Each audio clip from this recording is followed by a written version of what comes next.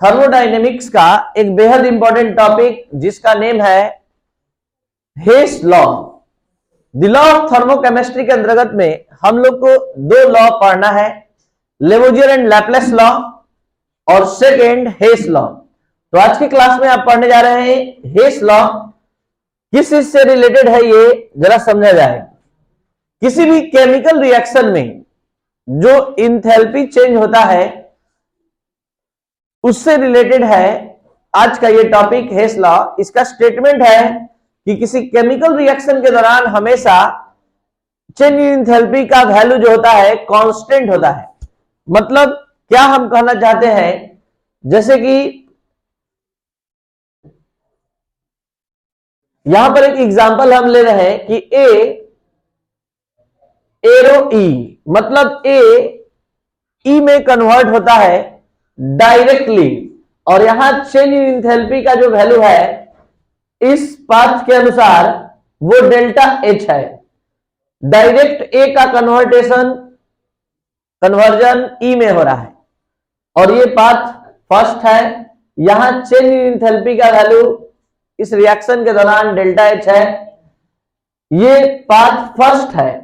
अब हम second path का फॉलो कर रहे हैं और फॉलो करते हुए अब इस बार हम पहले ए को बी में कन्वर्ट कर रहे हैं और फिर बी को सी में कन्वर्ट कर रहे हैं, फिर सी को डी में कन्वर्ट कर रहे हैं और तब डी को ई में कन्वर्ट कर रहे हैं।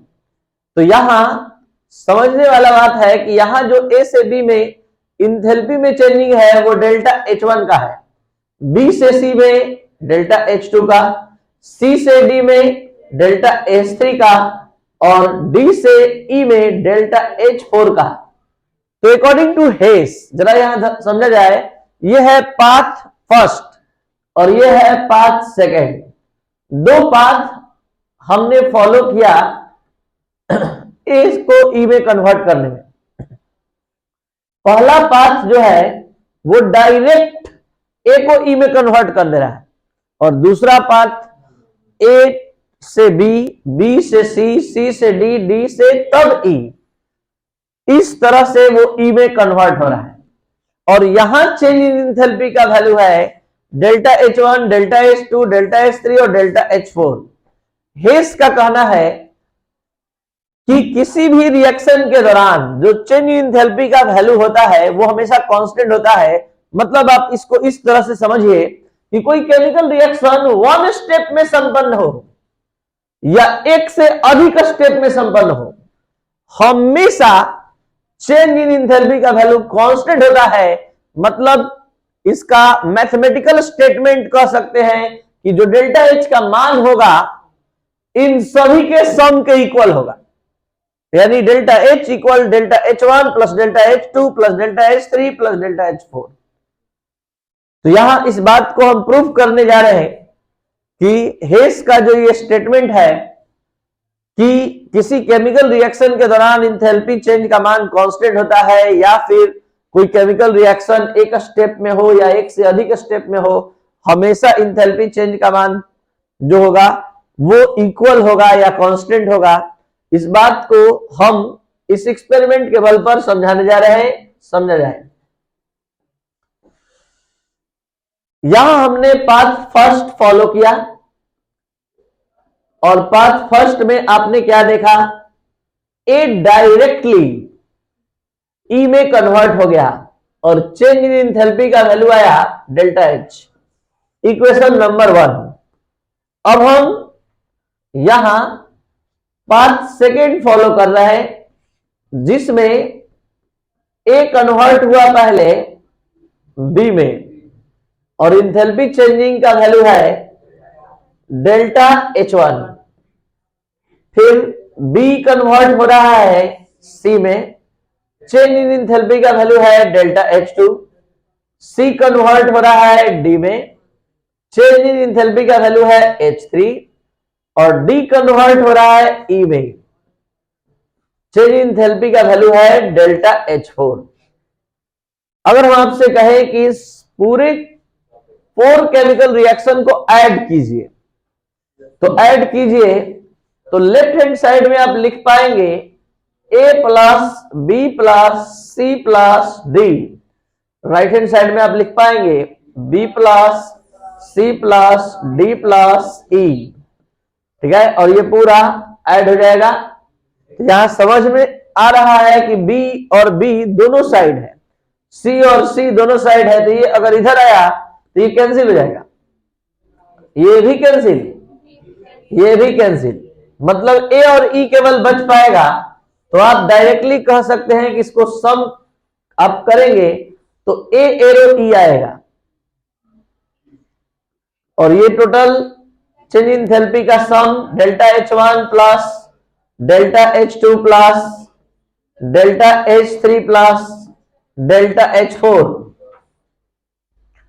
तो ये हो गया इक्वेशन नंबर 2, ये हो गया 3, ये हो गया 4, ये हो गया 5 और ये हो गया 6। और अब फ्रॉम इक्वेशन 1 एंड 6, 1 और 6 को ध्यान से देखा जाए, ए एरो ई और ये डेल्टा H, तो यहां पर देखा जा सकता है कि दोनों का ए एरो ई ही कन्वर्टेशन है। तो आप निश्चित तौर पर बोल सकते हैं कि जो डेल्टा H का वैल्यू होगा वो delta H1 plus delta H2 plus delta H3 plus delta H4 के सम के इक्वल होगा।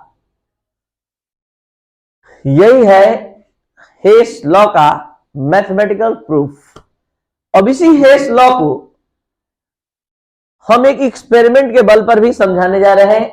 थोड़ा देर के लिए आप सभी स्टूडेंट मान लीजिए कि आप लैब में हैं और आप कार्बन डाइऑक्साइड बनाने जा रहे हैं।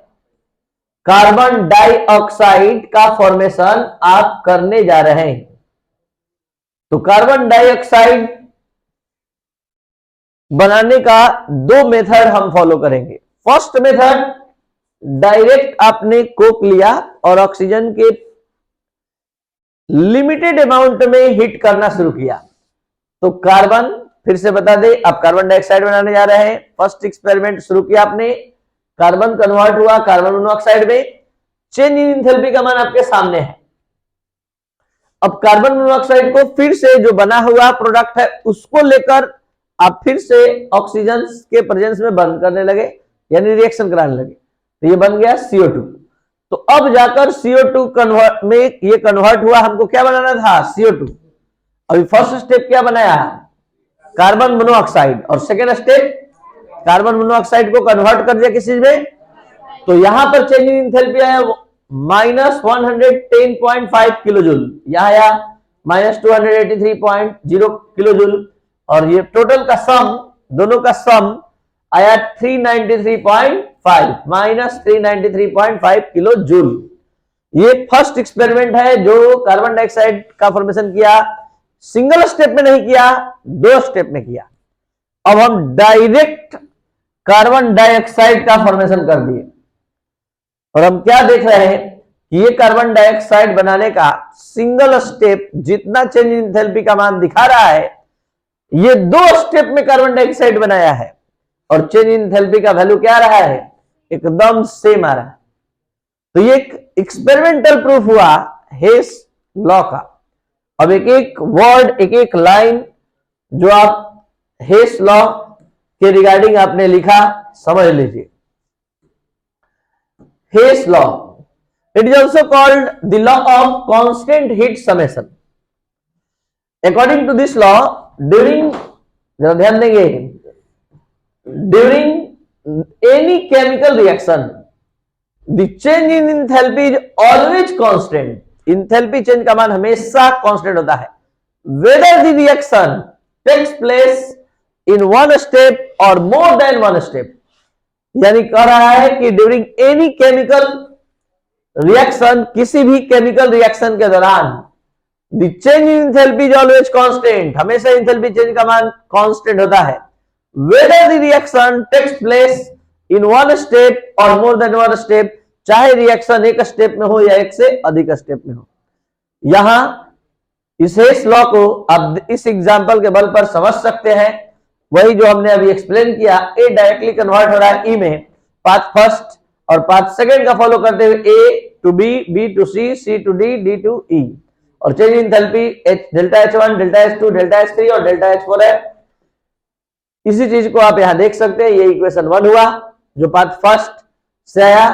ये पाथ सेकंड में ए बी में कन्वर्ट हुआ तो डेल्टा H1, बी सी में कन्वर्ट हुआ डेल्टा H2, सी डी में, डेल्टा H3 और डी ई में। अब यहां पर एडिंग द इक्वेशन 2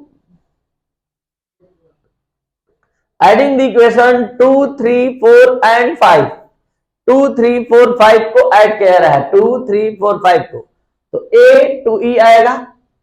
और उसके बाद delta H1, delta H2, delta H3, delta H4।